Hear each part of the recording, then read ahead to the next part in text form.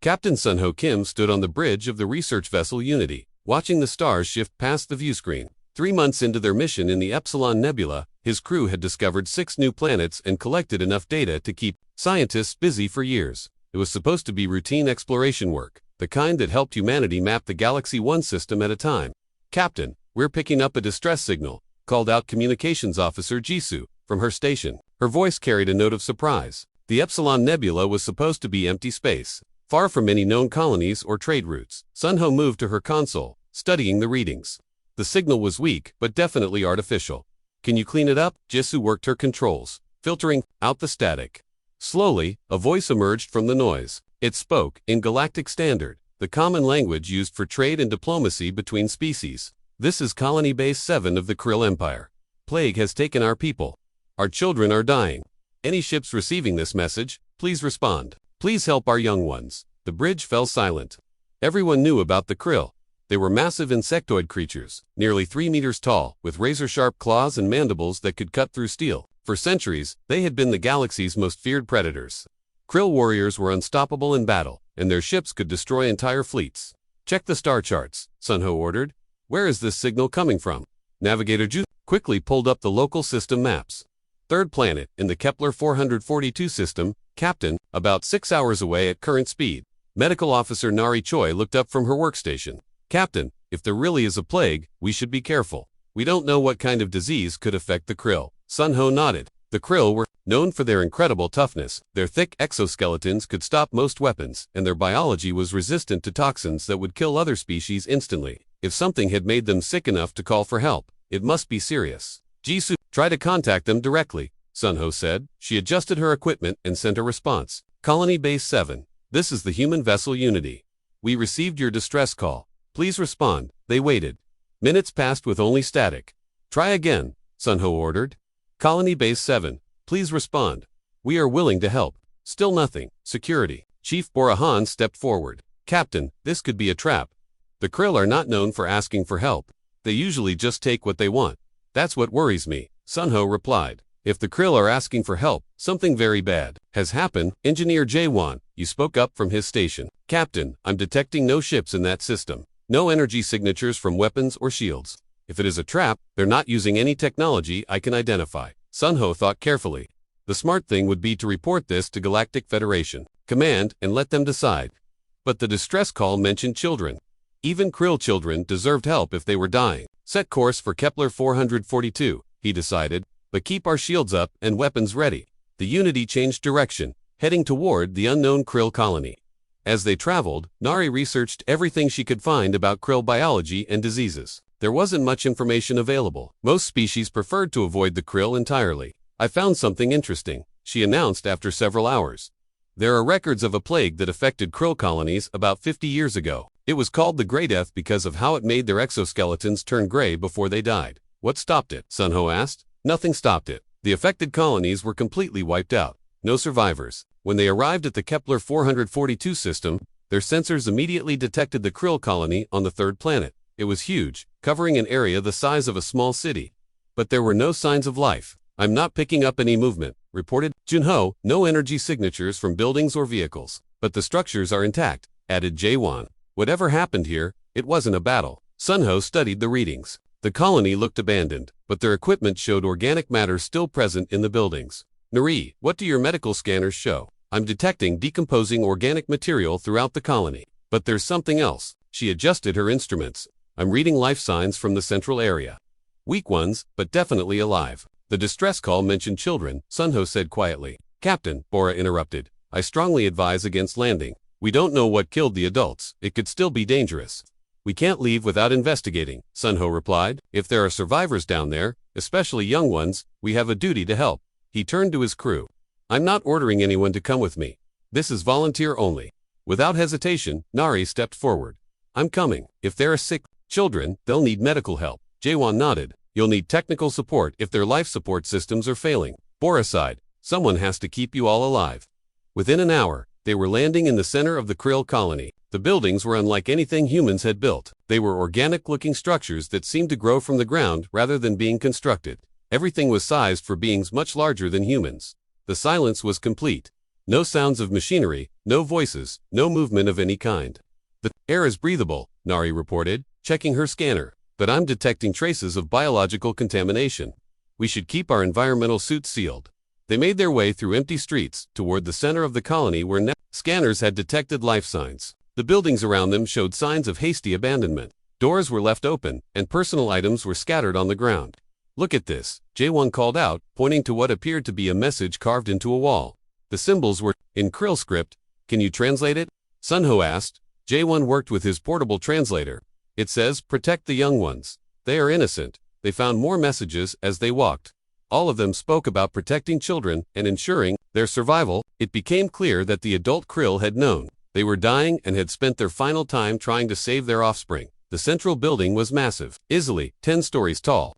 As they approached, Nara's life sign detector began beeping. Rapidly, the signals are coming from inside, she reported.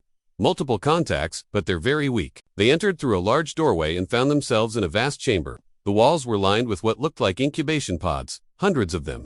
Most were dark and silent, but some still glowed with soft light. Nursery chambers, Nari whispered, these are where they keep their young. As they moved closer, they could see movement inside some of the active pods. The life forms inside were much smaller than adult krill, but they already showed the distinctive features of their species. They're dying, Nari said, after scanning several pods. The automated systems are failing. Without proper care, they won't survive another day. Sunho stared at the hundreds of pods containing krill larvae. These were the offspring of the galaxy's most feared predators. Every other species would say to leave them here to die. The galaxy would be safer without them. But all he could see were children who had done nothing wrong, abandoned by a universe too afraid to help them. How many are still alive? He asked. Nari checked her readings. About 300, maybe more, in other parts of the building. Can we save them? I don't know. I'd need to understand their biology much better, and we'd need to modify our ship to provide proper care. Sunho looked around the chamber at the dying young heat, thought about the messages carved on the walls, the desperate pleas of parents trying to save their children even as they faced their own death. Jisoo, he said into his communicator, contact the ship. Tell them to prepare the cargo bay for emergency conversion to medical facilities. Captain, Bora said quietly, you know what this means? The Federation will not approve. Every species in the galaxy will consider this an act of war. Then we'll deal with that when it happens, Sunho replied. Right now, these children need help, and we're the only ones here to give it. He looked at his team. Are you all with me? One by one. They nodded. Then let's get to work. We have a lot of children to save. The next 12 hours were the longest of Captain Sunho Kim's life. His crew worked without rest to convert the Unity's cargo bay into something that could keep hundreds of krill larvae alive. Engineer Jae-won, you had never faced a challenge like this before. The temperature needs to be exactly 38 degrees. Medical Officer Nari Choi called out as she studied the readings from the colony's nursery chambers. And the humidity has to stay at 70%. If either changes to much, they'll die. Jae-won wiped sweat from his forehead. I'm doing my best, but our life support systems weren't designed for this. I'm having to rebuild everything from spare parts. Security Chief Bora Han stood guard at the cargo bay entrance. She watched the work, but her mind was on other things. Captain, we need to talk about what happens next. The Federation is going to notice when we don't report in. Sunho nodded grimly. Standard procedure required them to contact Federation Command every 48 hours. They had maybe 36 hours before questions would be asked. How many larvae have we brought aboard? He asked Nari. 247 so far. But there are more in other buildings. Some of the pods are in better condition than others. She paused. Captain, I need to tell you something. These aren't just random animals. I've been watching them, and they show signs of intelligence. Real intelligence? Sunho looked at the makeshift nursery they had created. The krill larvae were small compared to adults, about the size of human children. Their exoskeletons were soft and pale, not yet hardened into the armor that made adult krill so dangerous. But even now, their faces showed the sharp features and compound eyes of their species. What do you mean by intelligence? He asked. Watch this one, Nari said, leading him to a specially monitored pod. Inside was a larva that seemed more alert than the others. I've been calling her Sareem. It means new spring in Korean. As they approached, the larva turned toward them. Its large compound eyes tracked their movement, and it made soft clicking sounds. She responds to voices, Nari explained. And look at this. She held up a simple puzzle toy meant for human children. When she showed it to Sareem, the young krill reached out with her small arms and tried to manipulate the pieces. My godson, who whispered. She's problem-solving. They all are, to different degrees. Captain, these aren't just animals following instinct. They're children. They can learn. Before Sunho could respond, Communications Officer Jisoo's voice crackled. Over the intercom, Captain, You need to come to the bridge right now. We have a priority transmission from Federation Command. Sunho's heart sank. Already, he made his way to the bridge, where Jisoo was looking nervous. Sir, it's not a routine check-in. They're responding to something else. Put it through. The view screen flickered to life, showing Admiral Chen of Federation Command. His expression was stern. Captain Kim, we've received reports that your vessel responded to a Krill distress signal. Confirm your status immediately. Sunho chose his words carefully. We did investigate a distress signal from this system. Admiral, we found a colony that had been affected by some kind of plague, and the status of any Krill survivors. This was the moment of truth. Sunho could lie, claim there were no survivors. It would be the safe choice, but he looked around at his crew and knew he couldn't do it. We found Krill larvae in the colony nurseries. They were dying without care. Admiral Chin's face darkened. Captain, please tell me you did not interfere with the natural order of things. If you mean did we let children die when we could save them, then no, Admiral, we did not. The silence stretched for long seconds. Finally, Chen spoke again. Captain Kim, you are hereby ordered to terminate any Krill survivors immediately and return to base for debriefing. I cannot do that, Admiral. Captain, this is not a debate. The Krill are classified as a galactic threat. No exceptions are made for age or circumstances. Sunho straightened in his command chair. With respect, Admiral, these are children. They have done nothing wrong. Captain Kim, you have your orders. Comply immediately or face court-martial. Then I guess I'll face court-martial. Sunho cut the transmission. The bridge was quiet except for the hum of ship systems. Well, said Jisoo quietly, that could have gone better. Within hours, the situation got worse. Ambassador Minyu Park, humanity's representative to the Galactic Federation Council, sent an emergency message. The Federation had called an emergency session to discuss the human violation of galactic security protocols. The message was grim. Every species in the Federation was united in their demand that the Krill larvae be destroyed immediately. Even species that normally supported humanitarian causes wanted nothing to do with helping the Krill. They're terrified, Minho reported over subspace communication. I've never seen the Council so united about anything. The Thrakkery representative actually used the word abomination when talking about the larvae. Sunho wasn't surprised. The Krill had conquered 17 different worlds over the past 1,000 years. Billions had died in Krill attacks. Every species in the galaxy had stories of Krill brutality, but down in the cargo bay, those stories seemed less important. Nari had made more discoveries about the larvae's intelligence. Several of them had begun to recognize individual humans, and would calm down when their favorite caretakers approached. This one I call Arium, meaning beautiful, Nari explained to Sunho as they watched the larvae. She figured out how to open the feeding mechanism on her own. And this one, Hanyul, has started making different sounds when he wants different things.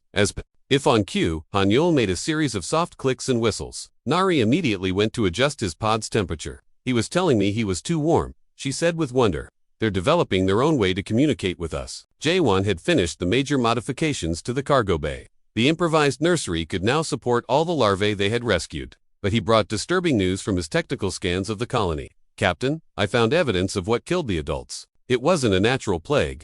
He showed them readings from his equipment.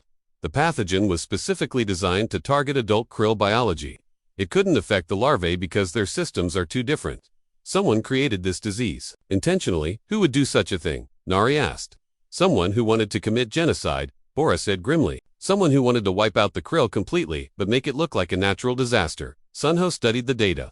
This changes things. If the plague was artificial, then someone in the galaxy is capable of creating biological weapons that can destroy entire species. And they succeeded, Jaewon added. This colony was one of the last Krill settlements, according to the computer records I accessed. Similar plagues hit every other Krill world over the past year. The implications were staggering. The Krill, feared throughout the galaxy as unstoppable predators, had been quietly exterminated. Only these larvae remained. Captain Jisoo called from her station. We're receiving another transmission. This one is from the Saurian Empire. Sunho knew this wouldn't be good news. The Saurians were one of the most militaristic species in the galaxy. They had suffered greatly during Krill raids and held deep grudges. Commander Vexstar appeared on the screen, his reptilian features showing obvious anger. Human vessel, you will surrender the Krill spawn immediately or face the consequences. These are children, Commander Sunho replied. They pose no threat to anyone. All Krill are threats. We will not allow even one to survive to breed more killers. They're under human protection now. Vexstar's eyes glowed with fury. Then you have chosen to make humanity an enemy of every civilized species in the galaxy. We are dispatching ships to intercept you. If you do not surrender the spawn, we will destroy your vessel. The transmission ended. Bora checked her tactical systems. Captain, We can't fight a Saurian battle fleet. Their ships are too powerful. Then we better make sure we don't have to fight them, Sunho said. He turned to Jisoo. Set course for Earth. Maximum speed. That's a 6-week journey. Captain, they'll catch us long before we reach human space. Maybe, but we're going to try.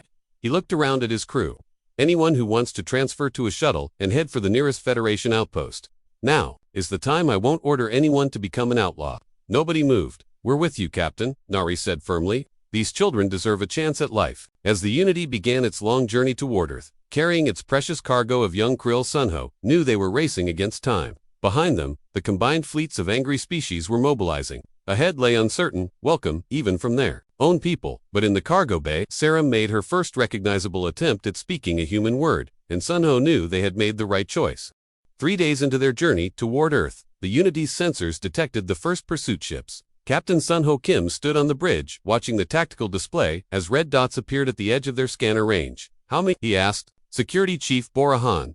12 ships so far. Saurian heavy cruisers and Valdari destroyers. More are jumping in every hour. Bora's voice was tense. Captain, they're not just trying to stop us. This is a hunting fleet. Communications Officer Jisoo looked up from her station. I'm intercepting military transmissions. The Saurian commander has authorization to use any force necessary to prevent the krill larvae from reaching human space. Sunho nodded grimly. He had expected this, but seeing it happen was different. The galaxy was so afraid of the krill that they were willing to start a war with humanity to stop a few hundred children. How long until they catch us? He asked Navigator Junho. At current speeds, about 18 hours. But Captain, I have an idea. The nebular maze. Sunho knew what Junho meant. The nebular maze was a dangerous region of space filled with gas clouds and electromagnetic storms. Ships could hide there, but navigation was almost impossible. Many vessels had gone in and never come out. It's risky, Sunho said. Less risky than fighting 12 warships, Bora pointed out. Before Sunho could decide, Engineer Jaewon Yu called from engineering. Captain, we have a problem. The power drain from the nursery systems is affecting our engines. We're losing speed, Sunho cursed silently.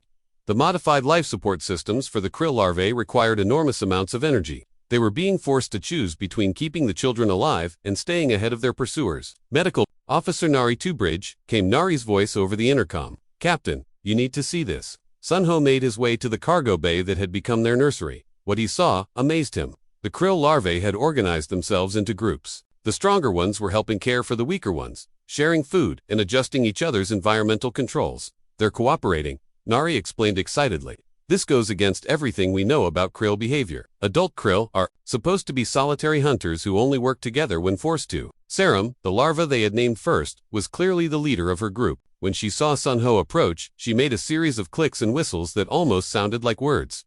What is she trying to say? Sunho asked. I think she's asking about the ship's vibrations. They can feel that something is wrong. Nari looked worried. Captain, they're scared. They know we're in danger. Another larva, the one Nari called Arium, came closer to the barrier of her enclosure. She pressed her small hands against the transparent wall and looked directly at Sunho with her large compound eyes.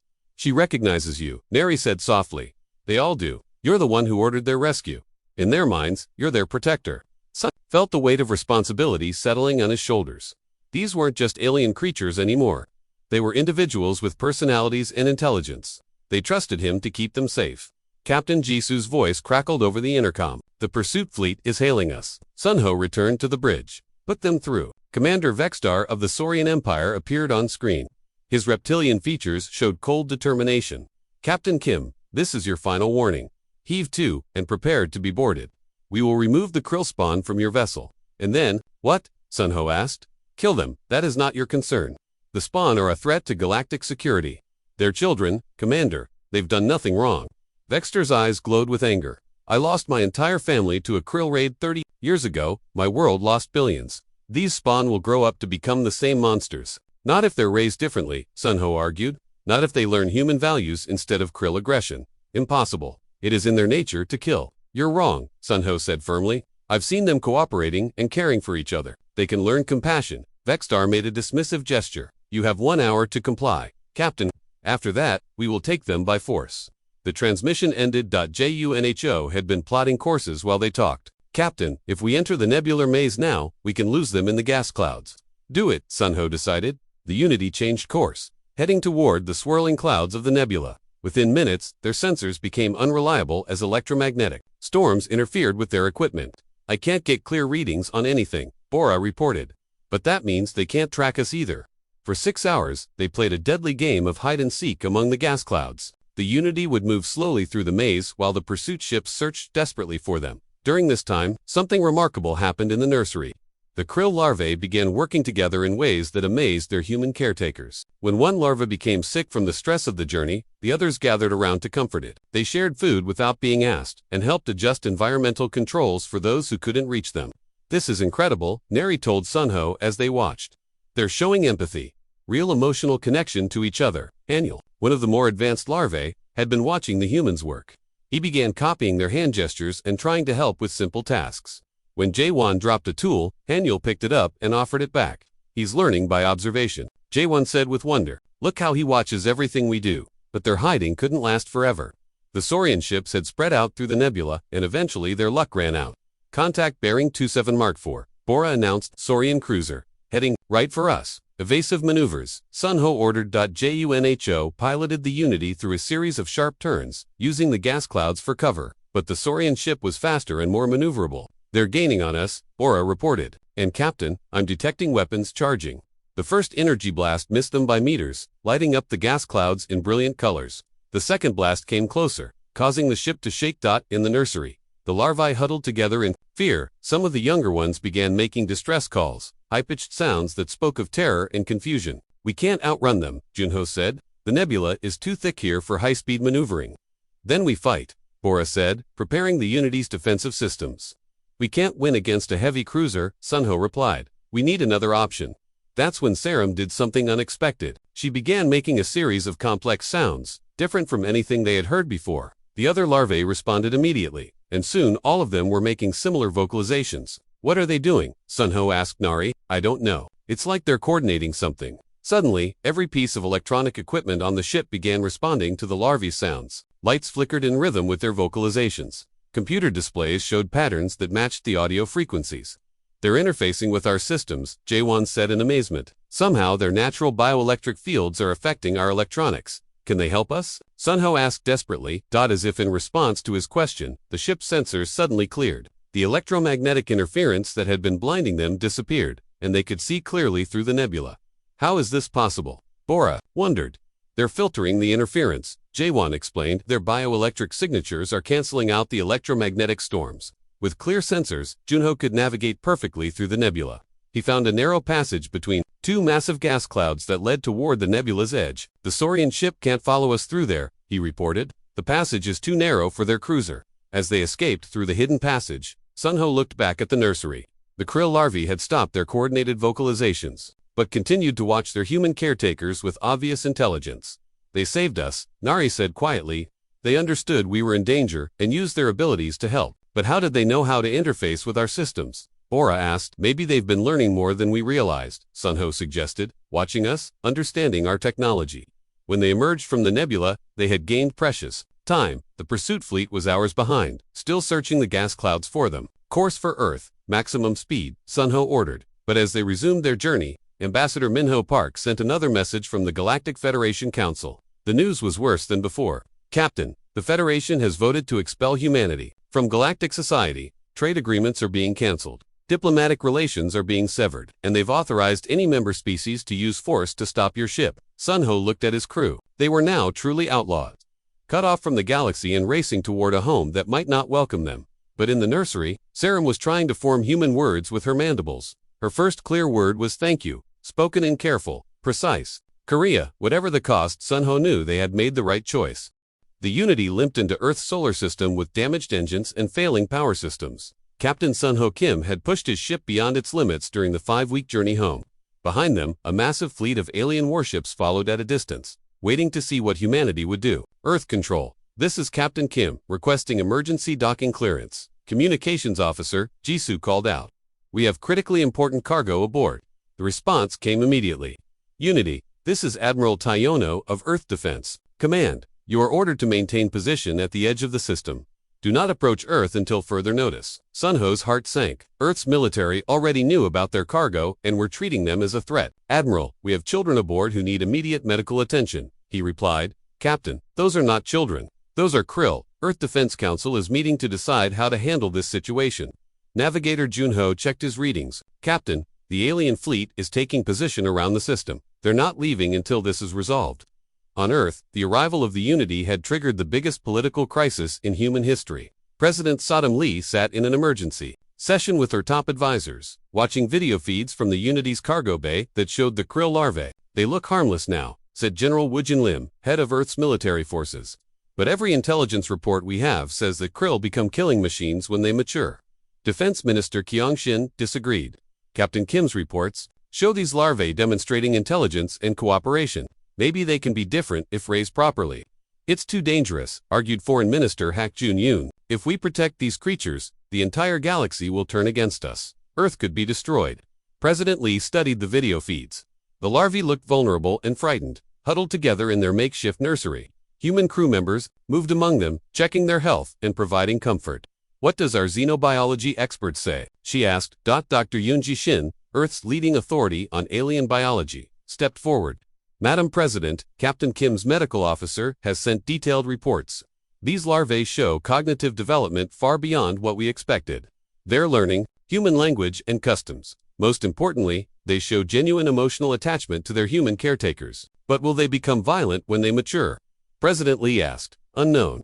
But the evidence suggests that environment plays a major role in krill development. If raised with human values, they might develop very differently than their ancestors. The debate continued for hours while the Unity waited at the edge of the solar system. In the cargo bay, Medical Officer Neri Choi worked to keep the larvae healthy during the stressful wait. How are they doing? Asked Engineer Jae-won Yu as he helped adjust the environmental systems. Physically, they're stable, but emotionally, they're scared, Nari replied. They can sense the tension among the crew. Sarem, the largest and most developed of the larvae, had been watching the humans closely. She had learned to speak several Korean words and could understand simple sentences. When she saw Sunho enter the cargo bay, she made the clicking sound that meant she wanted to communicate. Captain, she said carefully, her mandibles struggling with human speech. Home safe. Sunho knelt beside her enclosure. I hope so. We're trying to find you a safe place to live. Atha, human scared. She asked. The question surprised him. Why do you ask? Feel their fear. Through ship, she explained. The larvae had maintained their ability to interface with the ship's systems and could sense the emotional states of everyone aboard through bioelectric readings. Some humans are scared, Sunho admitted. They don't understand that you're different. From other krill, Arium, another larva, joined the conversation. We not hurt humans. Humans saved us. We protect humans. I believe you, Sunho said, but I need you to show other humans that you can be trusted. On Earth, President Lee made her decision. We'll take them, she announced to her advisors. But with conditions. They'll be housed in a secure facility where they can be studied and educated. If they show any signs of dangerous behavior, we'll reconsider. General Lim shook his head. Madam President, this could mean war with the entire galaxy. Then we'll face that together, she replied firmly. Earth doesn't abandon children, no matter what species they belong to. The Unity was given clearance to dock at Luna Station, Earth's largest orbital facility. As they approached, Sunho could see the massive alien fleet positioning itself around Earth's solar system. Hundreds of warships from dozens of species had come to ensure the krill larvae were destroyed. They're really committed to this, Security Chief Borahan observed. I count ships from 30 different species out there. When they docked, a team of specialists boarded the Unity. Dr. Yoonji Shin led the group, along with child psychologist Hanbi Lim and security expert Ki Jung. I need to see these larvae for myself, Dr. Shin said as they made their way to the cargo bay. What she found exceeded her expectations. The larvae had organized themselves into family groups, with older ones caring for younger ones. They had learned to use simple tools and could operate basic controls on their enclosures. Remarkable, she whispered as she watched Haniel help a smaller larva reach its food dispenser. Hanbi Lim was equally impressed. They're showing advanced social development. Look how they share resources and comfort each other when distressed. But it was Kai Jung-on who made the most important observation. They're not showing any aggressive behaviors. Every report about adult krill mentions their territorial nature and dominance displays. These larvae show the opposite traits.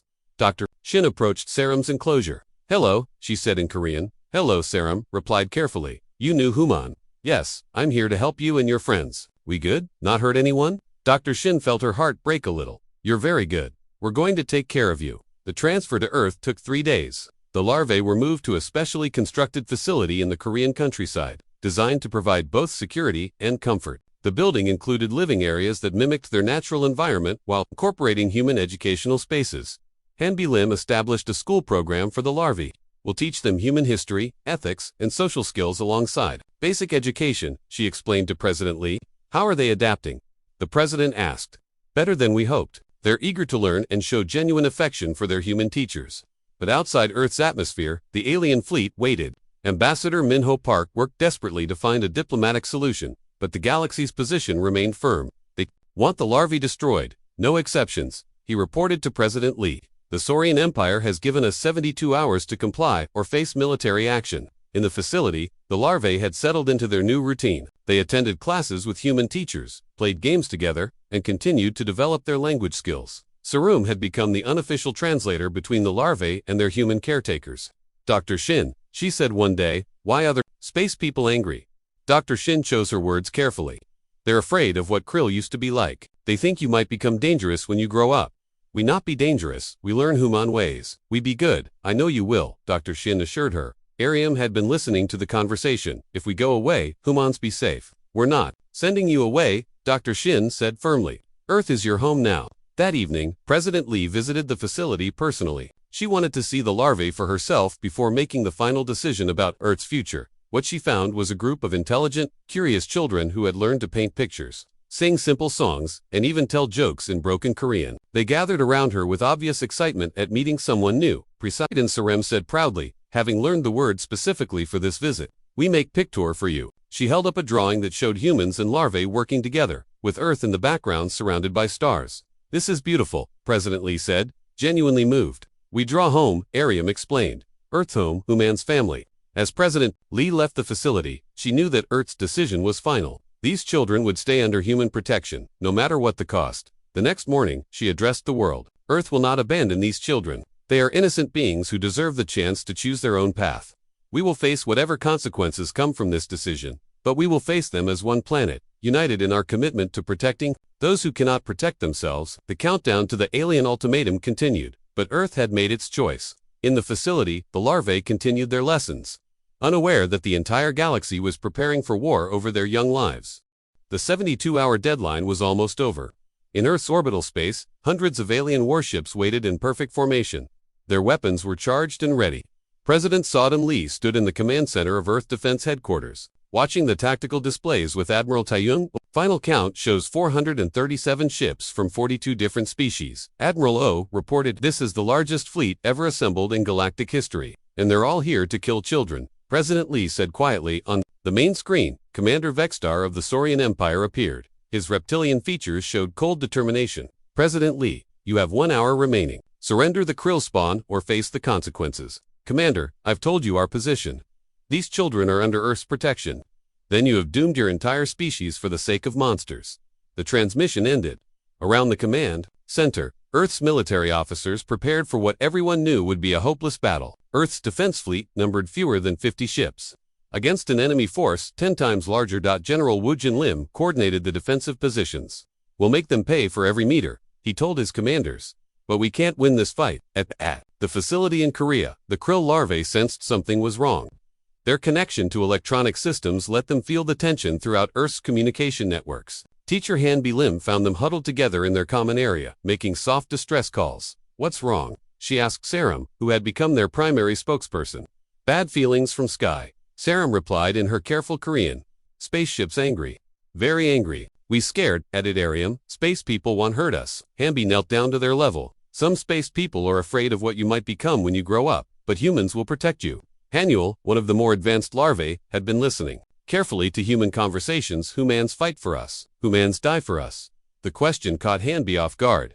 We won't let anyone hurt you, she said, but humans get hurt. Hanuel pressed. Dr. Yoonji Shin arrived at that moment, having rushed from an emergency meeting. Hanby, we need to talk. They stepped away from the larvae, but Sarum followed them. Her hearing was much better than humans realized. The government is considering evacuation, Dr. Shin said quietly. If fighting starts, this facility could be targeted. Where would we take them? Hanby asked. Underground bunkers. But the children would be terrified. Sarum had heard enough. She returned to the other larvae and began making rapid clicking sounds. Within minutes, all 300 larvae had gathered in the main room. What are they doing? Dr. Shin wondered. The larvae had formed a perfect circle, with the eldest in the center. They began a coordinated vocalization unlike anything the humans had heard before. It was complex, layered, and hauntingly beautiful. They're talking to each other, Hanby realized, making some kind of group decision. When the vocalizations stopped, Serum approached the humans. We decide. We not want humans hurt for us. What do you mean? Dr. Shin asked. We go to space people. We tell them we not dangerous. We tell them leave humans alone. Dr. Shin's heart broke. We can't let you do that. They won't listen. We try, Serum said firmly. Better than humans die. In space, the alien fleet received an unexpected transmission. It came directly from Earth's surface, but the signal was unlike any human technology. Ambassador Minyu Park aboard the Federation command ship recognized what was happening. They're communicating directly, he told the assembled alien commanders. The larvae are trying to contact you themselves. Commander Vexstar snarled, we will not listen to Spawn. But Admiral Zeth of the Valdari Navy was curious. Let them speak. What harm can it do? The transmission came through as a mixture of sounds and electronic signals that each species' translators struggled to interpret, but the message was clear. Space people, this is Serum of the Young Krill. We want to talk. The bridge of the command ship fell silent. No one had expected the larvae to be capable of such complex communication. We know you scared of us. We know Old Krill hurt many people. We sorry for what Old Krill did. Commander Vexter's anger flared. Pretty words cannot undo the deaths of billions. We not ask for get, Serum continued. We ask for chance. Chance. To be different, chance to show we not like Old Krill. On Earth, President Lee and her advisors watched the transmission with amazement. The larvae had learned to access Earth's communication systems and were speaking directly to their enemies. How did they learn to do that? Admiral O wondered. They've been watching and learning since they arrived. Dr. Shin explained over the communication link. They understand our technology better than we realized. In the alien fleet, the responses were mixed. Some commanders remained unmoved, but others seemed affected by the larvae's words. You speak well for monsters, said Captain Nex of the Andorian Collective. But words are easy. How do we know you will not become killers when you mature? We show you, replied another voice. This was Ari, and we learn human ways. We learn help, not hurt. We learn love, not hate. And you'll join the transmission. Humans save us when all others leave us to die. We never forget. We protect humans, not hurt them. Commander Vexstar had heard enough. Lies and manipulation. The Spawn are already showing the cunning of their species. But Admiral Zeth was thinking, Commander, what if they're telling the truth? What if environment does affect their development? Impossible. It is in their nature to kill. That's when something unexpected happened. The larvae began demonstrating their abilities in real time through the transmission. They showed the alien fleet how they could interface with human technology. But instead of causing damage, they improved system efficiency and solved complex problems. We use abilities to help, not harm, Serum explained. We make human machines work better. We help human ships fly safer. On Earth's Defense Command ship, Captain Sun Ho Kim watched in amazement as his ship's systems suddenly became more efficient than ever before. They're optimizing our defensive systems, he reported to Admiral O. From the surface, Admiral O asked in disbelief, their bioelectric fields can interface with any electronic system within range. They're helping us prepare for battle. In the facility, Dr. Shin realized what the larvae were doing. They're proving their point, showing that they can use their natural abilities constructively instead of destructively. The demonstration continued for an hour. The larvae helped repair damaged satellites, improved communication systems, and even assisted with medical equipment. In hospitals around the world, they showed the alien fleet that their abilities could benefit all species. Impressive, admitted Captain R.H.on of the Crystary Union. But this does not guarantee their future behavior. We make promise, Serum said solemnly. If any of us ever hurt innocent beings, others will stop them. We police ourselves. We not let any become like Old Krill. And how can you enforce such a promise? Admiral Zeth asked. We connected. All of us. When one feels anger, others feel it too. When one thinks bad thoughts, others know. We help each other stay good. This revelation surprised everyone. The larvae had developed a form of telepathic connection that allowed them to monitor each other's emotional and mental states. You're saying you can sense violent thoughts in each other? Ambassador Minho asked. Yes, and we help fix bad thoughts. We teach calm, we teach peace. Commander Vexstar remained unconvinced. And what of the humans who harbor you? They have defied the will of the galaxy. They must face consequences. No, Serum said firmly. Humans innocent. Humans only help children. If you hurt humans, then you no different from Old Krill. You kill innocent beings. The accusation hit hard. Several alien commanders looked uncomfortable. They had come here to prevent violence, but the larvae were pointing out that attacking humans would make them the aggressors. We offer trade, Ariam added. We help all species with technology problems. We make peace between angry peoples. We use abilities for good of all galaxy. The transmission continued as more larvae joined in, each offering their unique skills. and perspectives. They spoke of wanting to learn about other cultures, to help solve galactic problems, and to prove that their species could be a force for peace rather than destruction. On the command ship, the alien leaders found themselves in heated debate. What had seemed like a simple mission to destroy dangerous predators had become a complex moral dilemma. The spawns show intelligence beyond our expectations, Admiral Zeth admitted. Perhaps we should consider their proposal. Never, Commander, Vexstar snarled. This is exactly the kind of manipulation we should expect from Krill. They say what we want to hear, then strike when we're vulnerable. But what if they're sincere? Captain Nex asked. What if we're about to destroy beings who could actually help the galaxy? As the deadline approached its final minutes, the alien fleet remained divided. Some wanted to proceed with the attack, while others had begun to doubt the wisdom of destroying children who had shown only intelligence and compassion. On Earth, President Lee made one final transmission to the fleet. You came here to protect the galaxy from monsters. Look at what you're actually doing. You're threatening to kill children who have done nothing but offer friendship and help to everyone they meet. Ask yourselves who the real monsters are. The silence in space was complete. 400 alien warships hung motionless around Earth, their weapons still charged but no longer targeting the planet. The ultimatum had passed, but no shots had been fired. On the bridge of the Saurian command ship, the alien leaders continued their heated debate. Commander Vexstar paced angrily while Admiral Zeth of the Valdari Navy studied the data from the larvae's demonstration. This changes nothing, Vexstar insisted. Clever words and tricks do not erase the deaths of billions. But what if it does change everything? Captain Nex of the Andorian Collective asked. What if these young ones really can be different? Admiral Zeth made his decision. I'm ordering my ships to stand down. The Valdari Navy will not fire on children who have shown only peaceful intentions. Coward, Vexstar snarled. Your people will regret this weakness. Perhaps, but I will not start a war over fear of what might happen.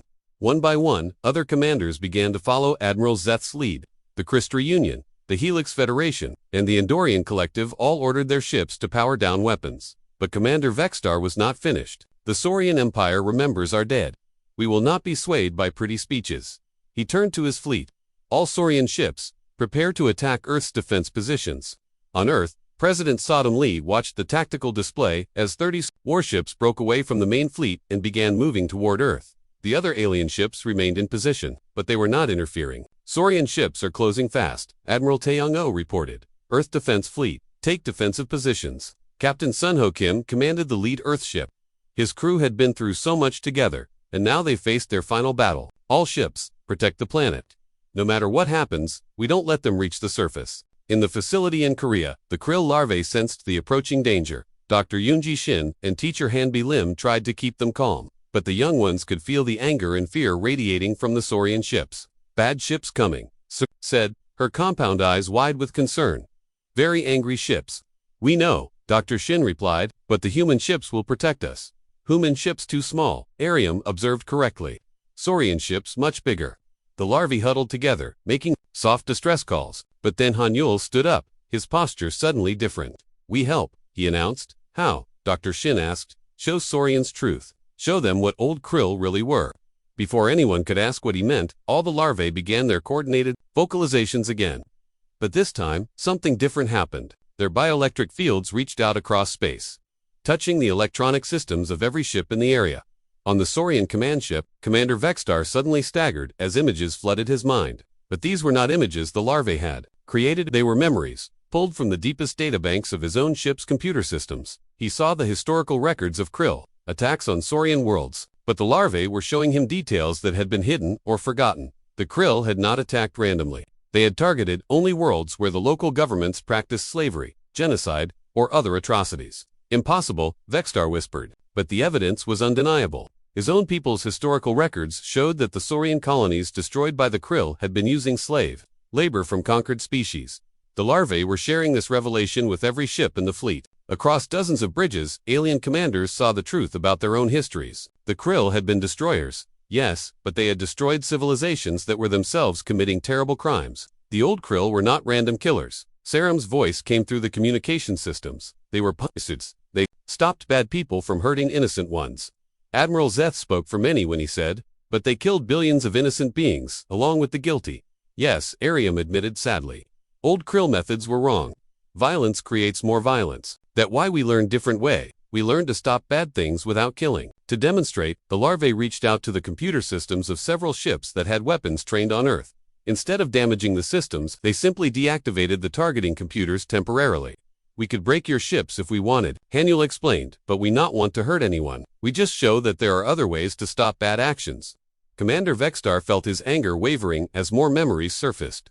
He saw records of Saurian military actions that his people preferred to forget: conquered worlds, enslaved populations, the destruction of entire species that had resisted Saurian expansion. We were not innocent, he admitted quietly. No species completely innocent, Sarum said gently. All species do bad things sometimes. That's why Galaxy needs helpers, not punishers. We want to be helpers. The breakthrough came when Captain Arachin of the Crystry Union made a proposal. What if we test their claims? Allow them to prove their abilities can help rather than harm. How? Admiral Zeth asked. The Rigel conflict, Captain Arakan replied. 2 species have been fighting over that system for 50 years. Millions have died. If these young Krill can truly sense hostile intentions and help prevent violence, let them try to mediate. Ambassador Minu Park, who had been silent during most of the debate, stepped forward. The Federation Council could authorize a trial period. Limited contact, careful monitoring, specific goals. Commander Vexstar looked at the tactical display showing his ships still approaching Earth. With a heavy sigh, he gave the order, Saurian fleet, stand down. Return to formation. On Earth, cheers erupted in the Defense Command Center as the attacking ships changed course. President Lee felt tears of relief running down her face. The immediate crisis is over, Admiral O reported, but what happens now? That question was answered over the following weeks. The Galactic Federation agreed to an unprecedented experiment. The Krill larvae would be allowed to mature under human guidance, with representatives from multiple species observing their development. 6 months later, the first mixed species facility was established on Luna, Earth's moon. Human teachers worked alongside educators from the Valdari Crystry and Endorian species to help the young Krill learn about galactic society. Captain Sunho Kim was promoted to Admiral and put in charge of the new program. Dr. Yoonji Shin became the Director of Interspecies Development Studies. Teacher Hanbi Lim created the first curriculum designed for multiple intelligent species learning together. The young Krill proved to be remarkable students.